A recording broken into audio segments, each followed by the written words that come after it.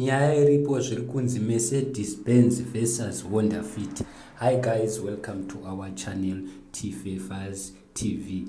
Guys, along seke road paitika accident dzadhumana padhumana Mercedes Benz ne Honda Fit, asi chashamisa vanhu ndechekuti Honda Fit yaita yasara yakamira, asi Mercedes Benz yabheuka yaita inonzi overturned, ikaita inonzi upside down. Saka asi vanhu vangu vakubvunzana zvichinzi chakasimba chii pakati apa, vamwe vachiti kaHonda Fit. Ndisekera muchinzwa zvichinzi kaHonda Fit zvinoreva kuti ndo kakasimba, asi vamwe vaidedzera kuti Mercedes Benz ndizvo.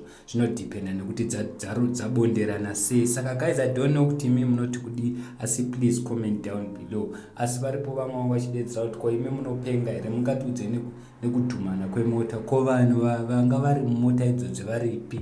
Let's hope vanhu vachona vaita sei havana kufa vapenyu. Saka guys, nyaya iripo ndeyo. Imi kana makatarisa munofunga kuti ndeipi yakasimba between these cars?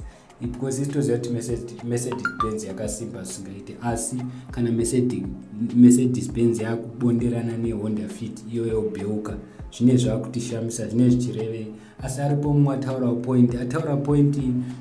ataura kuti zvinodependa nekuti dzabonderana sei. So I don't know kuti imi munoti kudi nenyaya iyi.